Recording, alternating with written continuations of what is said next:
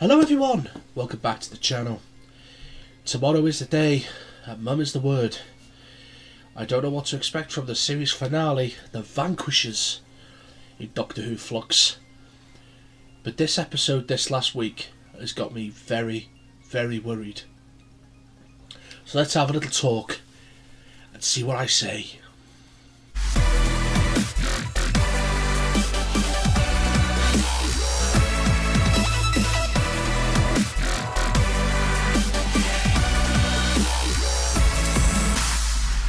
Yeah, that'll do it. I'll do it nicely. Ooh, jelly babies. I'm gonna start off with the obvious. I think the Tectayun death has killed any momentum for me personally coming to this finale. I wanted Timeless Child. I wanted chibnall to throw it at us, but this episode this week was an absolute mess. It was a state. If it wasn't the performance, it was the script, it was the writing. It was shockingly bad. I was kind. I gave it a 7 openly. Then I gave it, I think it was a 5.5 in the video.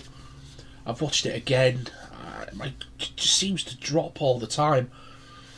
And it has to be said, I wasn't happy with that episode.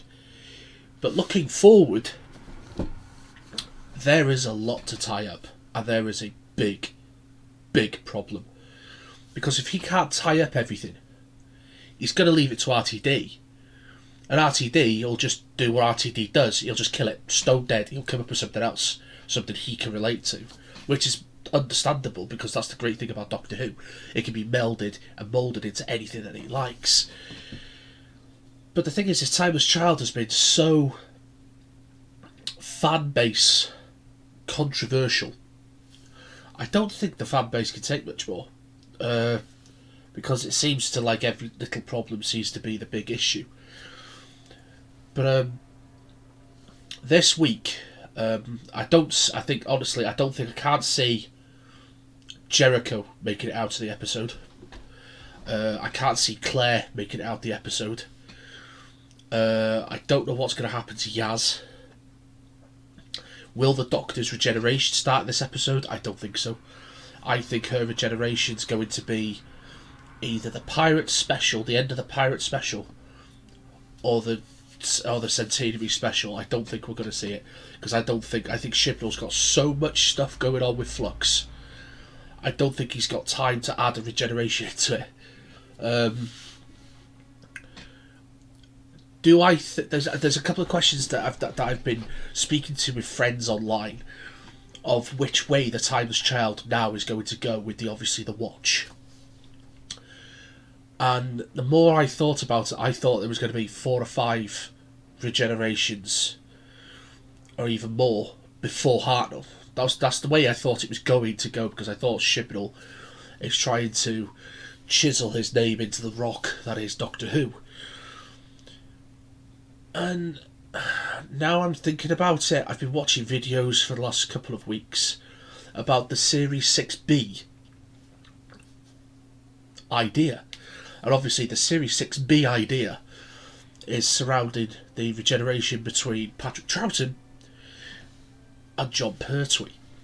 The legend is, there was a comic that came out, well, it's not a legend, it's true, there's a comic that came out in the middle of it all, where it depicted the second Doctor being stuck on Earth during the French Revolution. For the life of me, I can't remember how it ends, but it does end with, obviously, the second Doctor regenerated into Jon Pertwee.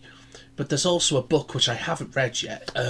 Is a second Doctor book, which is sort of reminiscent towards that he did work for the Division, or the what's it called, the CID of, or the CIA, the Celestial Intervention Agency, I should say, on Gallifrey. I'm starting to think now that Ruth is the actual third Doctor, and she's not a pre-Hartnell. Because if you look at the way that a lot of stuff has been put into the series, it's been very, very fan happy stuff. You look at the Sontarans, you look at the Angels, you look at the way Jodie's been performing, you look at the TARDIS, you look at even down to Dan. Dan has been not bland and boring the way Tosin Cole's character was. Dan has been superb. Jericho has been great. You know, Yaz, she's got up 5 or 6 notches in this series. Where on earth has that come from? She's needed that since series 11. But when it comes to this finale, I don't know where it's going to end, and I've got a proper issue with where is it going? Where is this going to end? Because Teyun isn't the problem anymore. Swarm is. I can't see Swarm leaving this episode, and I can't see Shaw leaving this episode either. I can see there being a lot of deaths in this episode. And the thing that's bothering me is this Universe 2. This multiverse thing. Obviously, we know that alternate worlds are available, or because we've seen it with the 10th Doctor when he goes to another planet. We've also seen it with the 3rd Doctor with Inferno. We've also seen it with the 4th Doctor when he ends up in E-space. This is my problem. I'm having problems connecting with the story of the Timeless Child now. It was exciting for me from Series 12, and I have enjoyed the vast majority of Flux of Series 13. But 3 and 5 have really let the side down, and I want to try and understand in the approach towards the end of the episode of where we're going. Because that, as much as I loved Jericho, and I enjoyed Yaz and Dan's adventures globe-trotting everywhere in 1904, where was it going? It ended up in the Williamson tunnels. If they end up in modern day with those tunnels, I am going to be quite cross. Because that's too simple. And that, again, is chibnall being bad. And I don't want that. I want chibnall to go out on a high. I really want the show to pick itself up again. But everything the show has been great for this season has had nothing to do with chibnall, and it's head scratching. It really is. It's frustrating. Jodie this week, I hope she gives us a performance that is closer towards the Timeless Child and the Village of Angels Doctor that she portrays, so she's less like, because this week, you know, with the bubble thing, oh, I hope you miss me and all that jazz, what was the point? We didn't need it. There should have been something else, like a clue or a letter, or you didn't need Jodie to be there. Because quite frankly, that took me out the episode. How's the Doctor going to get off that Division ship? Where's the TARDIS? Is it still with UNIT? If it's still with UNIT, how come the 3rd Doctor didn't bump into it? There's something massive, and I'd say there's several massive things missing leading up to this finale. Am I excited? I am, but not as much as I should be. And that's a shame, because I was really, after Village of Angels, I was up there. And then Survivors of the Flux, I think my excitement's down here somewhere, I just can't find it. So the rest of me is trying to build it back up. The thing I'm looking forward to the most is possibly more Doctor versus the Swarm and Azure. I am looking forward to that bit. The Williamson tunnels, that's random. Hell, I haven't even spoken about Vinder and Dan yet. If they end up being the Doctor's parents, I think I'm going to have to quit Twitter, because it wasn't a nice place after the Timeless Child, and it wasn't nice after, I think, the 4th or 5th episode of Series 11. It was not a nice place to be.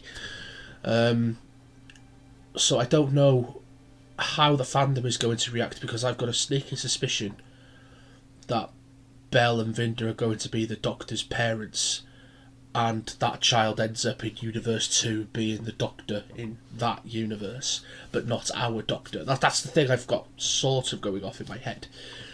and the division memories and everything, and you know she's actually the third Doctor, not the, because I think it's going to go 1, 2, fugitive 3, just like it is 8, war, 9, 10, 11, 12, 13, if you know what I mean. And it's gonna be quite a really interesting watch tomorrow. But the thing is, I'm het up and I'm stressed, and I shouldn't be. I should be sat back, I should be relaxed, I should be excited. I was at the beginning of this series. You saw how I was in previous videos. But series episode 3 and episode 5 have really dropped my excitement down, and unfortunately for chibnall, I don't think he's going to get that back from me. But at least we've got RTD to look forward to. I think RTD is really going to bash it out the park, you know, obviously with the news of Sony acquiring Bad Wolf. You know, they're not, you know, they don't own Doctor Who. BBC have got the rights to Doctor Who. But, you know, for a big studio like Sony to be working with Bad Wolf, who are in charge of the production of Doctor Who, there is a very, very bright future. And with obviously with this multiverse thing that they're trying to incorporate similar to Loki, it could work. It could work, and that's very, very exciting. But right now, I am more worried than anything about tomorrow than excited. I'm excited. I'm a Who fan, of course. I'm excited. I'm going to be here 6:25 with my, you know, my Doctor Who and the Daleks movie mug. I'm going to have the scarf on. I might even put on my 12th Doctor costume. I am going to be stoked by the time it kicks in because I love Doctor Who. But there is that worry. And that, I think that's a lot of fans' worry. But anyway, guys, I just wanted to have a little conversation and things that are on my mind at the moment. Because this week, I think my Doctor Who love has taken a bit of a bashing. And after the week I had the week before, how I don't know, I don't understand how it's happened. But I'm going to try and battle my way through it. But if you like what I do at the channel, guys, hit that like button. And if you'd like to continue to support the channel, hit that subscribe button. I'm trying to get myself to 50 subscribers towards the end of the year, and I'm hoping that's you. You have yourselves a lovely evening. Take care, guys. Bye-bye. Exterminate! Exterminate! Exterminate! Exterminate! What have I forgotten? I've forgotten something. What have I forgotten? I'm forgetting something. Oh yeah.